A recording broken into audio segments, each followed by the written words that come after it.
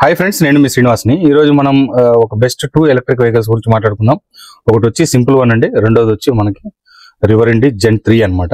ఈ రెండింటి గురించి మనం మాట్లాడుకుందాం. ఈ రెండిట్లో ఏది బెస్ట్ అనేది మనం దీని గురించి అంటే ఏ టైప్ వాళ్ళకి వెహికల్ సెట్ అవుతుంది, ఫ్యామిలీ టైప్ కు ఫ్యామిలీగా యూస్ చేసుకునే వాళ్ళకి లేదా లగేజ్ పరంగా యూస్ చేసుకునే వాళ్ళకి వీటి అన్నిటికీ ఉపయోగపడే విధంగా ఈ రెండు వెహికల్స్ ఉంటాయన్నమాట. వీటి గురించి మనం పూర్తిగా తెలుసుకుందాం. అలాగే మీకు ఈ వీడియో నచ్చితే లైక్ చేయండి, షేర్ చేయండి, సబ్స్క్రైబ్ చేయండి.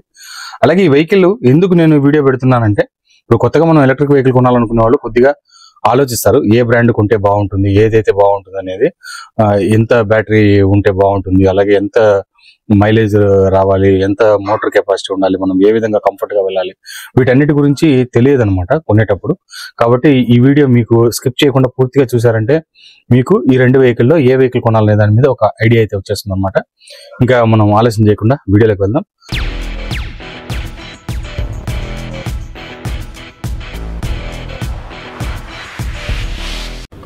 ఫ్రెండ్స్, మనం ముందుగా సింపుల్ వన్ చూసుకుందాం. సింపుల్ వన్ ఎలా ఉందనేది మనం ఫస్ట్ మాట్లాడుకుందాం. వెహికల్ మీరు చూడొచ్చు, లుక్స్ అయితే అమేజింగ్ లుక్ అండి. మీకు స్పోర్ట్స్ వెహికల్స్ ఎలా ఉంటాయో సేమ్ అదే మాదిరి ఉంటుంది. ఇప్పుడు మనకు ఏథర్ 450X ఉంది కదా, సేమ్ ఇంచుమించు అదే మోడల్లో ఉంటుంది. కానీ ఇది ఇంకా కొంచెం దానికంటే ఇంకా బాగా లుక్ ఉంటుంది అనమాట. దీంట్లో మోనోషాక్ సస్పెన్షన్ వస్తుంది, ఫ్రంట్ మనకు టెలిస్కోపిక్ వస్తుంది, బ్యాటరీ మనకు డ్యూయల్ వేరియంట్ వస్తుంది అనమాట. 3.7 కిలోవాట్ ఒకటి, అలాగే 5 కిలోవాట్ ఒకటి, రెండు వేరియంట్స్ వస్తాయి మనకు. దీంట్లో రెండు మోడల్స్ అనమాట. సింపుల్ వన్ ఎస్ ఒకటి, సింపుల్ వన్ ఒకటి అనమాట. ఈ విధంగా స్టాండర్డ్ వర్షన్ రెండు వస్తాయి. మీరు దీనిలో ఏదైనా తీసుకోవచ్చు. ఇప్పుడు మీరు చూసే సింపుల్ వన్ ఎస్, ఇట్లా మనకు వేరియంట్స్ కూడా ఉన్నాయన్నమాట. మనకు డిస్క్ బ్రేక్ కూడా ఫ్రంట్ బ్యాక్ డిస్క్ బ్రేక్ వస్తుంది, CBS బ్రేకింగ్ సిస్టమ్ వస్తుంది. వెహికల్ మీకు చూడడానికి కూడా చాలా మంచి లుక్గా ఉంటుంది. మనకు రోడ్డు మీద రోడ్ అపీరియన్స్ కూడా ఈ వెహికల్ బాగానే ఉంటుంది అనమాట. ఇంకా డిస్ప్లే చూసుకుంటే మనకు 7 ఇంచెస్ టచ్ స్క్రీన్ డిస్ప్లే వస్తుంది, అలాగే విత్ జాయిస్టిక్ ఉంటుంది. కానీ ఏమంటే దీంట్లో మైనస్ పాయింట్, ముందర మనకు చూసుకుంటే ఒక గ్లవ్ బాక్స్ లేదు. అలాగే బ్యాక్ బూట్ స్పేస్ చూసుకుంటే మనకు 25 లీటర్స్ 26 లీటర్స్ బూట్ స్పేస్ అయితే వస్తుంది. డిస్ప్లేలో మనకు అన్ని లైవ్ లొకేషన్ కానీ, బ్లూటూత్ కనెక్టివిటీ కానీ, మనకు అన్ని ఆప్షన్స్ ఉంటుంది దీంట్లో ఫీచర్స్ ఎక్కువ ఉంటాయి.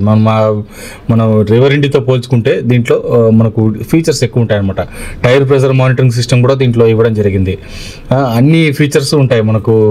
హిల్ హోల్డ్ అసిస్టెన్స్ కానీ, లాంగ్ జర్నీస్ కూడా ఉపయోగపడే విధంగా 180 కిలోమీటర్స్ వరకు రేంజ్ అయితే వస్తుంది. ఇప్పుడు యాక్చువల్గా నేను రియల్ రేంజ్ చెప్తున్నా అండి, వాళ్ళు వచ్చి 240 కిలోమీటర్స్ అని ఐడీస్ రేంజ్ అయితే చెప్తున్నారు.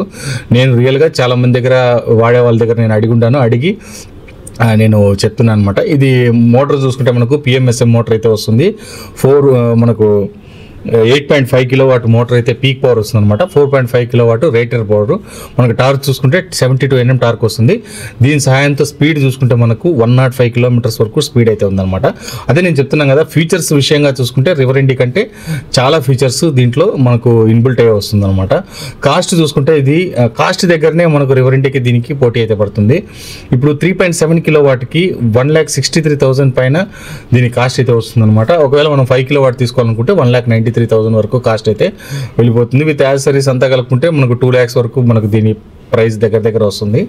దీనికి ఫాస్ట్ ఛార్జింగ్ సపోర్ట్ చేస్తుంది. అయితే గ్రిడ్స్ అయితే ప్రస్తుతానికి ఏం లేవు, ఫాస్ట్ ఛార్జింగ్ గ్రిడ్స్ అయితే ఏం లేవు. ఇది ఏతరకు కానీ మిగతా దేనికి సంబంధించిన ఛార్జర్ కాదనమాట పాయింట్. కాబట్టి మనకు వేరే దానికి కూడా మనం కనెక్ట్ చేసేయని కుదరదు. లోకల్లో మనకు దీనికి సంబంధించిన ఛార్జింగ్ పాయింట్స్ అయితే లేవు. ఛార్జర్ అయితే మీరు చూస్తున్నారు కదా, 750 వాట్స్ ఛార్జర్ అయితే వస్తుంది. సేమ్ మనకు రివర్ ఇండికి ఏ ఛార్జర్ వస్తుందో సేమ్ అదే ఛార్జర్ వస్తుంది. దీని సాయంతో మనకు ఛార్జింగ్ పెట్టుకోవడానికి ఒక 4 hours టైం అయితే పడుతుంది అనమాట. ఫుల్ అవడానికి 4 అంటారు కానీ మనకు 5 hours దగ్గర పడుతుంది. ఎందుకంటే రివర్ ఇండికి మనకు 5 hours నుంచి 5.5 hours వరకు ఛార్జింగ్ టైం అయితే పడుతుంది. దీనికి కూడా వీళ్ళు 4 hours చెప్తున్నారు కానీ 4 hours కాదు. ఎందుకంటే ఇది 5 కిలోవాట్ బ్యాటరీ కాబట్టి మినిమం నాకు తెలిసి ఒక 5.5 hours పైన దీని ఛార్జింగ్ టైం అయితే పడుతుంది అనమాట. 750 వాట్స్తో పెడితే. ఒకవేళ మనకు 900 వాట్స్ అట్లాంటిది కనుక మనకు వెహికల్లో ఛార్జర్ కనుక రాగలిగితే కనుక ఇంకా కొంచెం ఎక్కువ స్పీడ్ అయితే వెళ్తుంది అనమాట. ఇంకా దీంట్లో కలర్ వేరియంట్స్ ఉన్నాయి. కలర్ వేరియంట్స్ ప్రకారం మనకు ఒక 5,000 రూపాయల రేట్ అయితే పెరుగుతుంది అనమాట. కలర్ చేంజ్ అయ్యేటప్పుడు డ్యూయల్ కలర్స్తో వస్తుంది. అటువంటివన్నీ మనకు ఇంకా కొంచెం రేట్ ఎక్కువ అయితే పడుతుంది అనమాట. వెహికల్ కాస్ట్ కానీ అలాగే మనకు ఫీచర్స్ పరంగా కానీ అయితే వెహికల్ చాలా సూపర్గా ఉంటుందండి. మీరు ఆలోచించాల్సిన అవసరమే లేదు. ఒక స్పోర్ట్సీ లుక్తో ఉంటుంది. చాలా మందికి ఇది అంటే కొత్తగా వెహికల్ తీసుకునే వాళ్ళకు యంగ్ జనరేషన్కి అయితే చాలా సూపర్గా ఉంటుంది. ఫ్యామిలీకి ఉపయోగపడుతుందా లేదా అంటే ఫ్యామిలీకి అయితే పెద్దగా యూజ్ కాకపోవచ్చు. మామూలు స్పోర్ట్స్ లుక్తో ఉంటుంది కాబట్టి ఎక్కువ మనకు ఏతర్ 450X యూజ్ చేసే వాళ్ళు ఉన్నారు కదా, వాళ్ళని అడిగితే కూడా వాళ్ళు చెప్తారు అది ఏ విధంగా యూజ్ అవుతుంది అనేది. వెహికల్ అయితే చాలా బాగుంటుంది. ఇంకా నెక్స్ట్ మనము రివర్ ఇండి గురించి మాట్లాడుకుందాం. ఫ్రెండ్స్, మనకి ఇక రివర్ ఇండి జెన్ 3 అంటే జెన్ 2 ముందు ఉంది, నేను తీసుకునింది జెన్ 2 అనమాట. జెన్ 2కు జెన్ 3కి పెద్దగా డిఫరెన్సెస్ అయితే ఏం లేవు. వెహికల్లో చూసుకుంటే మనకి సేమ్ వెహికల్ మీకు జెన్ 2లో ఎలా ఉంటుందో సేమ్ అదే మారిన ఉంటుంది. చిన్న చిన్న మార్పులు అయితే తీసుకొని వచ్చారు, పెద్దగా మార్పులు ఏమంటే ఫ్రంట్ డిస్క్ బ్రేక్ని కొద్దిగా తగ్గించారు. ముందు 240mm డిస్క్ బ్రేక్ ఉండేది, ఇప్పుడు 200mm అయితే వచ్చిందనమాట. Front back 200mm disc brake అయితే వస్తుంది. టైర్స్ అయితే చేంజ్ చేశారు. ఇంతకు ముందు టైర్స్ చూసుకుంటే మనకు సిఎట్లో ఏదో టైర్ ఉండేది, ఇప్పుడు మనకు చేంజ్ చేశారనమాట. ముందు ఎంఆర్ఎఫ్ ఉండేది, ఇప్పుడు సిఎట్కి మార్చారు. పెద్దగా డిఫరెన్సెస్ అయితే ఏం లేవు, సేమ్ టైర్ మనకు 14 ఇంచెస్ టైర్. ఇంకోటి ఏమంటే అండి, సింపుల్ వన్లో మనకు 12 ఇంచెస్ టైరే వస్తుంది. 14 ఇంచెస్ టైర్ యూజ్ చేసేటప్పుడు మనకు రోడ్ గ్రిప్ కానీ అలాగే మనకి ఎక్కడైనా స్పీడ్ బ్రేకర్స్ కానీ వర్షాలు పడినప్పుడు కానీ ఇలాంటి టైంలో చాలా బాగుంటుందండి. ఇప్పుడు నేను వెహికల్ వాడుతున్నాను కదా, నాకైతే కనుక ఎక్కడే కానీ స్కిడ్ కావడము లేకపోతే ఇలాంటి ప్రాబ్లమ్స్ అయితే నాకు రానే లేదు. చిన్న చిన్న గుంతల్లో కూడా ఎక్కి దిగినప్పుడు కూడా ఏ విధమైన ఇబ్బంది రాలేదనమాట. ఇప్పుడు నేను దీన్ని 6 months దగ్గర వాడుతున్నానండి.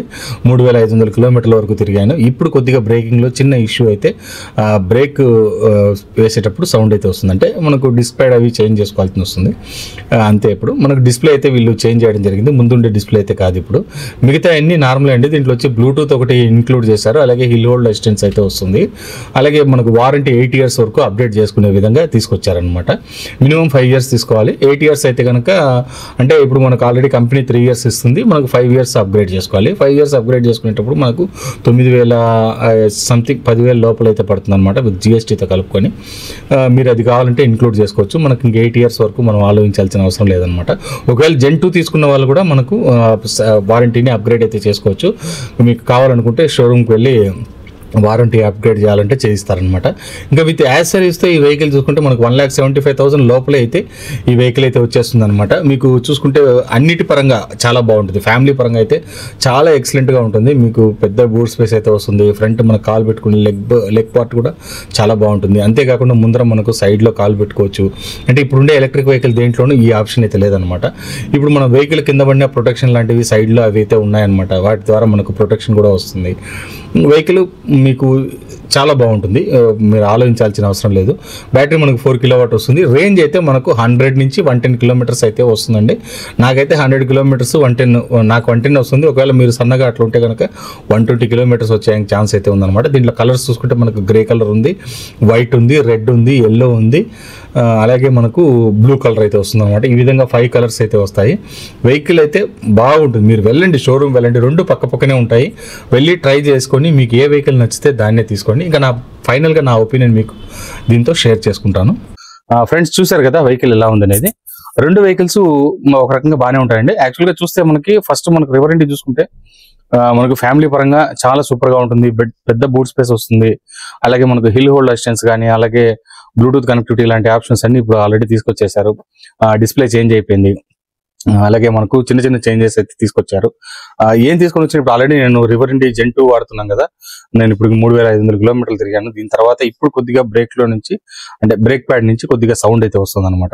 ఇంతకు మించి నాకు వేరే ఏ ప్రాబ్లం రాలేదంటే నేను ఫస్ట్ నుంచి ఇప్పటి వరకు యూస్ చేస్తూనే ఉన్నాను. 2-3 సార్లు షోరూమ్ లో వెళ్ళి ఫాస్ట్ ఛార్జింగ్ కూడా నేను పెట్టి టెస్ట్ చేయడం అయితే జరిగింది అనమాట. వెహికల్ అయితే పర్ఫెక్ట్. ఇంకా సింపుల్ వన్ గురించి మాట్లాడుకుంటే, సింపుల్ వన్ వచ్చి ఒక రకంగా మనకు స్టూడెంట్స్ లాంటి వాళ్ళకి యూజ్ చేసుకోవడానికి, యంగ్ జనరేషన్ వాళ్ళకైతే చాలా బాగుంటుందండి. ఇంకా నార్మల్ ఫ్యామిలీ పర్సన్లకు యూజ్ అవుతుందా అంటే మనకు ముందర గ్లవ్ బాక్స్ లేదు. అలాగే మనకు బ్యాక్ సైడ్ చూసుకుంటే మనకు బూట్ స్పేస్ అనేది చాలా తక్కువ, ఒక 25 liters బూట్ స్పేస్ వస్తుంది.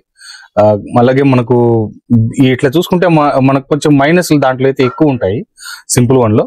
కానీ వెహికల్ స్పోర్టీ లుక్ తో బాగుంటుంది. అంటే ఇప్పుడు ఏథర్ 450X తీసుకునే వాళ్ళకి సింపుల్ వన్ తీసుకోవడం బెస్ట్ అంటే నేను ఏథర్ 450X కంటే సింపుల్ వన్ బెస్ట్ అండి. ఎందుకంటే 3.9 కిలోవాట్ లాస్ట్ దాంట్లో, దీంట్లో 5 కిలోవాట్ ఆప్షన్ వస్తుంది. 3.9 కిలోవాట్ కూడా అది దగ్గర 1,85,000 వరకు వెళ్ళిపోతుంది అనమాట. ఆ ప్రైస్ పరంగా చూసుకుంటే ఇది 1,85,000 కి మనకు 5 కిలోవాట్ బ్యాటరీ అయితే వస్తుంది. కాబట్టి మనకు దగ్గర 5 కిలోవాట్ అంటే మనకు 160 నుంచి 180 కిలోమీటర్స్ రేంజ్ అయితే వస్తుంది అనమాట. కాబట్టి రేంజ్ పరంగా చూసుకుంటే ఈ వెహికల్ చాలా యాప్ట్ గా ఉంటుంది. అట్లా తీసుకునే వాళ్ళకు చాలా బాగుంటుంది. ఫ్యామిలీ పరంగా తీసుకుంటే బాగుంటుందని అంటే నేనైతే రెవరెండీకి వెళ్ళిపోండి. రెవరెండీ బెస్ట్ అది ఫ్యామిలీ పరంగా. ఎందుకంటే ముందర మనకు కాల్ పెట్టుకునే కాడ బాగుంటుంది. అలాగే గ్లవ్ బాక్స్ మనకు 12 లీటర్స్ గ్లవ్ బాక్స్ వస్తుంది. గ్లవ్ బాక్స్ 12 లీటర్స్ ఉన్న లోపల మనం చాలా వరకు వస్తువులను లోపల ఎంటర్ చేసేందుకు ఛాన్స్ ఉంటుంది అనమాట. బాగుంటుంది. అలాగే మనకు బ్యాక్ సైడ్ కూడా బూట్ స్పేస్ కూడా మనకు 43 లీటర్స్ బూట్ స్పేస్ వస్తుంది. చాలా వరకు మనకు ఒక 2 హాఫ్ హెల్మెట్స్ 2 పెట్టుకోవచ్చు. లేదంటే ఒక హెల్మెట్ పెట్టుకొని చాలా వస్తువులు లోపల అయితే మనము సెట్ చేసుకోవచ్చు అనమాట. ఈ విధంగా ఆప్షన్స్ అయితే వస్తాయి. మీకు ఇంకా ఏ వెహికల్ నచ్చుతుంది అనేది 2 షోరూమ్లు తిరుపతిలోనే పక్కనే ఉన్నాయి. మీరు వెళ్ళి చూడండి, టెస్ట్ చేయండి. మీకు ఏ వెహికల్ నచ్చుతుందో ఆ వెహికల్ తీసుకోండి.